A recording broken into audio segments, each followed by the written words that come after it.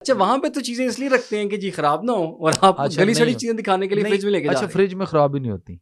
तो सर 2-2 महीने पड़ा रहता है, फ्रूट पड़ा रहता है। Very good. अच्छा, ठीक चलिए। है, दूध मैं 4-5 दिन सर, चल आप जाता है। जवाब भी आप देंगे, मैंने सिर्फ सवाल देना है, जवाब भी आप देंगे। देखें, फ्रिज में सारी चीजें फ्रेश होती हैं आपके नजदीक, और कमाल की होती हैं ना, खराब भी नहीं होती। डन हो गया, इस पे कायम रहना है आपने अब। ठीक है। दीवार पे नमी आए तो क्या होता है? खराब हो जाती है।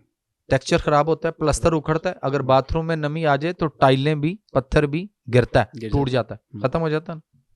अच्छा, दूसरी बात, ये कपड़े धो के खवातीन जो हमारे घरों में कपड़े धो के, हमारी माएँ बहनें जो भी, बीवियां बेटियां जो भी, ये जब कपड़े धो के बाहर खुश्क करती हैं और फिर उसके बाद शाम को जब अंदर उतार के लेके आती हैं, तो जिन कपड़ों को तय करके उन्होंने कबर्ड्स में कहीं ना कहीं रखना होता है ना, तो जिन कपड़ों में जरा माइनर से मुराद में भी 5% नमी हो और 95% ये आपके शर्ट कोट पैंट जो भी आपका है गीले रह जाए थोड़े से। वो ड्राई हो चुके हो, लेकिन 5% नमी हो, तो क्या उसको तय करके उन्हीं कपड़ों में क्यों नहीं रखती? आप बताइए।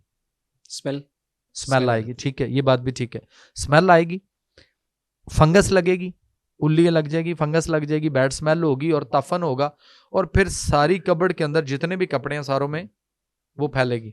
ऐसा है ना? वहां भी थोड़ी सी नमी थी कपड़ों में, और जो दीवार पे थोड़ी सी सीपेज नमी आई, वहां दीवार भी, टेक्सचर भी, प्लस्तर भी खराब हुआ। अब जरा आपकी प्यारी सी खूबसूरत सी फ्रिज में चलते हैं। दरवाजा खोल के देखिए, नमी कितनी, हर जगह, और कितनी नमी है, और कमाल की नमी है। आइस जमी होती है जी, और उसके अभी मैं गैसेस की बात ही नहीं कर रहा, जो गैसेस उसके अंदर रोटेट हो रही होती हैं, धुआं सा एक अभी निकलता है आपने ना। ऑर्डर आना था, आपने जरा नहीं, इतना ही बड़ा है, ठीक है, क्योंकि जिस कौम ने समझना है वो यही समझ जाएगी, जिसने नहीं समझना वो सिगरेट की डब्बी के ऊपर लिखा हुआ है कैंसर किस तरह का हो जाता है, वो कहते हैं मैं इनू नहीं वेखदा, मैं सिगरेट पीना। ठीक है ना? तो सो उस पांडु से उसमें जितनी नमी है, उस नमी में कितनी चीजें गलने सड़ने के अमल से गुजर रही हैं। कूलिंग के अंदर, कूल जो चीज हो रही होती है, उसकी ठंड और उसके टेम्परेचर के अंदर उसकी जो चीजें हैं वो -डिग्री की तरफ जब जाती हैं, तो क्या उसकी गजाइयत वो रहती है? चलें इतना बता दीजिए, 1 किलो गोश्त लेके आते हैं, कोई भी गोश्त हो, 1 किलो गोश्त लेके आए, आधा किलो अभी लाए और फ्रेश पका लें, उसी तरह ही पका लें, और आधा किलो को आप फ्रिज में रख के तो शाम को वो दोबारा उसी रेसिपी को सेम प्रोसेस के साथ पका के देख लीजिए, ठीक है, दोनों में टेस्ट किसका ठीक होगा? लोग प्रेफर तो ये करेंगे कि हम फ्रीजर से निकला हुआ, आपको पता है कि लोग जब कुर्बानी करते हैं वो कहते हैं वो बिल्कुल फ्रेश गोश्त नहीं हमने पकाना, स्मेल सी आती है कुछ इसमें। लोगों को तो आप जो चीज़ आप बता रहे हैं वो डिफरेंट चीज़ है, लोगों को आदत जिस चीज़ की पड़ी हुई है, और आप उन लोगों के लिए गोश्त की मिसाल आपने दी है जिनके पास बड़ी ईद का गोश्त अभी तक पड़ा हुआ है फ्रीजर में। पड़ा है। उनका मूड यार तो वैसे खराब एक करें। बताऊं, यहाँ पे एक रिक्वेस्ट है, इस कॉम से बात कर लूं, जी माफी दे दो, खा लो उनझटा है पे आया हल्ले भी खा लो। वो कहते हैं, मैं एक जोक चल रहा था पिछले दिनों ना, वो एक लड़का घबरा के उठता है, उसको ख्वाब आती है, तो घबरा के उठता है, तो घर वाले आगे पूछते हैं क्या हुआ, तुमने इतनी चीखें मारी हैं, डर क्यों गए हो? कहता है जी वो जो हमने बच्चा किया था या जो बकरा किया था वो ख्वाब में आ गया और वो डरा रहा था। कहता है क्या? वो कहता है वो कह रहा था कि मैं 3 टांगों पे पैर रहा हूँ, तो चौथी टांग पे ही दो मेरे। ओ खाओ तो मैंने वेला करो। वो फ्रिज में पड़ी है। अच्छा, तो वो भेजो ताकि मैं अपनी टांगों पे सीधा खड़ा हो सकूं, मैं बैलेंस हो सकूं। तो सुबह हम जितनी भी इस तरह की चीजें रखते हैं, फ्रोजन फूड जितना भी है सर, ये हार्मफुल है हमारी बॉडी के लिए, हमारी सेहत के लिए अच्छा नहीं है। नगेट्स, कोई भी चीज, नगेट्स फ्राइज से आगे, हाँ फ्राइज खाना चाहिए ना, बर्गर्स, फ्रेंच फ्राइज लेने चाहिए। आपको पता है एक फ्रेंच फ्राइज कितना बड़ा होता है? इतना जी, एक फ्रेंच फ्राइज का इफेक्ट आपके लिवर के ऊपर या बॉडी के ऊपर एक सिगरेट के बराबर इफेक्ट कर रहा है। एक सिगरेट और एक फ्रेंच फ्राइज, और अगर बच्चा खा रहा है तो वो सिगरेट पी रहा है किस्म का, नहीं ज्यादा सिगरेट बच्चे नहीं पी रहा, मतलब उसका इफेक्ट उसी तरह के सेम आ रहे हैं, जो बॉडी पे जिस तरह वो मुजरे सेहत है, ये भी उसी तरह है। अच्छा, इसी तरह आप 1 गिलास जूस और 1 गिलास शराब, इसमें तो कोई दूसरी राय हो ही नहीं सकती कि ये हराम है, वो तो है ही है, वो तो है, लेकिन उसके बावजूद भी लोग पीते हैं।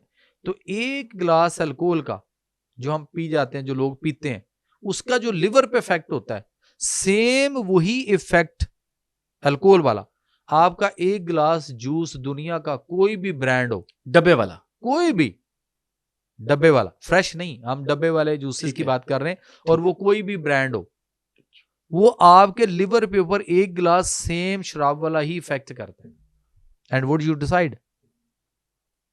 ना करें डॉक्टर साहब। मैं तो नहीं कर रहा, रिसर्च कह रही है, मैं नहीं कह रहा, रिसर्च कह रही है। रिसर्च पेपर पढ़ने वाले और रिसर्च जिन जर्नल्स में छपते हैं वो बहुत कम लोग रह गए जो उन जगहों पे उन रिसर्च पेपर्स को, उन जर्नल्स में उन चीजों को पढ़ते हैं और उस पर वो जरा देखते हैं और फिर वो उन चीजों को कौम तक पहुंचाते हैं। आगे बढ़ जाते हैं, चले कहां तक जाना? सांस ले लें थोड़ा सा। अच्छा ओके, क्योंकि आपने तो तो पहले मुझे परेशान किया है, लोगों ने तो बाद में देखना है। आगे आ जाते हैं। अभी डॉक्टर्स के पास जाते हैं, फार्मेसी में महफिल लगी हुई है, माहौल बना हुआ है, रश लगा हुआ है, ठीक है, और लोग इतने इतने शॉपर पकड़ के दवाइयों के ले रहे हैं। मामला यहाँ पे ख़त्म नहीं होता। उससे पहले वो टेस्ट करवाते हैं, सही, उससे पहले वो स्कैन करवाते हैं, ठीक है। और कुछ लोगों का ख्याल है कि ये टेस्ट जो हो रहे हैं, ये जो स्कैन हो रहे हैं, यही ठीक नहीं है, लेकिन उसके बगैर बीमारी की तशखीस नहीं है। दवाइयाँ तो बात की बात है। बिल्कुल ठीक। क्या करें? क्या करें? एक रिसर्च पेपर छप गया हुआ है और वो जर्नल्स में छपा है, और वो रिसर्च पेपर ये कहता है कि all the diagnostic tools like that CT scan, MRI, PET scan, fibroscan, उसके बाद आ गया मेमोग्राफी, एंडोस्कोपी, कोलोनोस्कोपी, और उसके बाद बायोप्सी। मैंने 8 गिनाए हैं आपको भी। ये 8 के 8 वो कहता है कि it's not a diagnostic tools, it's caused by cancer and it's spread by cancer. कि वो कहता है कि ये तशखीस करने के तरीके नहीं हैं, बल्कि इनसे कैंसर हो जाता है, और अगर कैंसर पहले से आपकी बॉडी में हुआ तो आपने इसको डायग्नोज करने के लिए अगर इन चीजों में कहीं भी कुछ किया, तो आपका कैंसर बिगड़ जाएगा, फैल जाएगा। अब मिसाल देने लगा हूं इसकी। फर्ज करें कि ये माइक नहीं है, ये एक ट्यूमर है, ये एक रसोली है, ये एक गिल्टी है, ये फेब्राइड है, ये एक मैस है। आपकी बॉडी के अंदर जो फालतू न्यूट्रिएंट होता है, ग़िज़ा, जो फालतू हम एक्स्ट्रा खा के अपने अंदर बोझ डालते हैं, ये और मुख्तलिफ किस्म के टॉक्सिस बॉडी के अंदर आपके घूमते हैं, और हमारे अंदर डिफेंस सिस्टम है, लिम्फेटिक सिस्टम है, और हीलिंग पावर सिस्टम्स है, कई सारे सिस्टम अल्लाह ने रखे हैं बॉडी के अंदर। वो उसको इकट्ठा करते हैं, किसी जगह पे घेरा डालते हैं। वो समझते हैं कि ये हमारी बॉडी के अंदर दहशतगर्दी करेंगे और कोई ना कोई प्रॉब्लम करेंगे, तो वो सिस्टम मुतहरक होते हैं। हमारे अंदर भी एजेंसियां मौजूद हैं, अच्छा, वो एक्टिव होती हैं, और वो सॉफ्टवेयर बड़ा प्यारा अपडेट करती है।